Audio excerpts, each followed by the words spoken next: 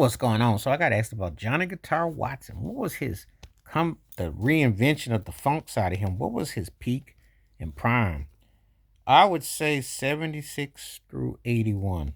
Um, when you hear a real mother for you, um, he had some cold jams, he had a cold vibe of groove. He was still doing the blues, but he was throwing funk licks on top of it.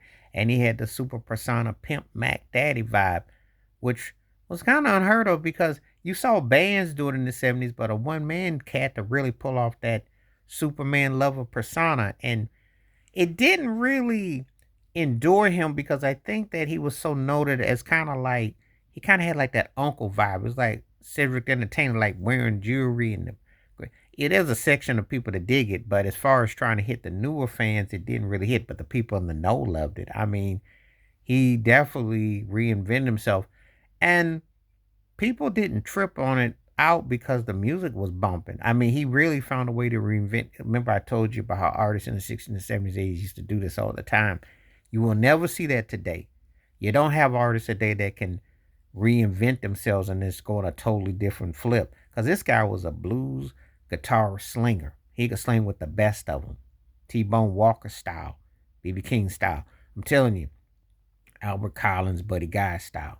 This cat was one of the baddest gunslingers. Come on, Texas, he could hit that thing. But when he got that Jerry curl, got them pimp shades and them hats, and the L dog, and bow wow wow wow, he had his persona in full effect. And you could definitely see a lot of people that were influenced by his style. And he had humor in his music because Telephone Bill was hilarious. I mean, he had some funny things. Doug, his drummer, Emery Thomas. If you ever watch Scott Goldstein's Truth and Rhythm, Emery Thomas, that's one of the funniest, realest interviews I've ever seen on these YouTube streets, especially if you watch Truth and Rhythm. So that's a shout out to Scott on that.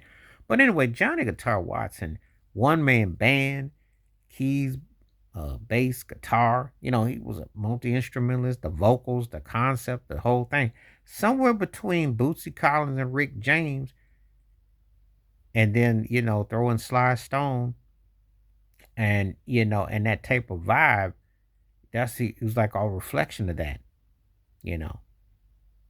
A lot of people was checking this thing out. And the thing about it is you could also say somewhere between what Sugarfoot from the Ohio Players was doing, later what Prince and Roger Troutman were doing, you could see him in there too. I mean, he does not get his due as a funketeer for what he did, considering the blues and the rock pop thing he came out of, and then to do a whole total flip, become a funketeer.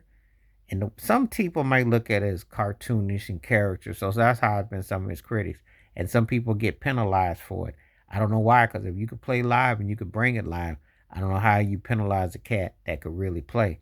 Because if we were talking about one of the baddest guitarists ever, he has to be on somebody's list if you listen to his runs and his rips and how he could like incorporate the blues, R&B, the funk, and the groove and gospel in it too, because he had all that going on with a country feel and flair, with also a nod to hip hop for the future. Because Telephone Bill, he was rapping. He had a street vibe and a persona, and his songs hit like that. They weren't sugar and cookie cutter. They hit like that. So he has never gotten his due. So I would say 76 to 81 was his peak and prime in the funk era version of him for the funk. And he's funny, funky, and could sing and had moments, and I dug a lot of his stuff. I still be bumping some JGW, especially the Watson Institution. That was some funky things right there. So if you're into the funk, pay him some respect, and you want a good laugh and some grooves, put him on. Please like, subscribe, welcome thoughts, comments, and I do respond. Thank you. Wash your hands, keep your mind clear, watch out for another. Share it if you like. Stay safe, stay blessed, stay woke, stay free. I'm out one time. Peace.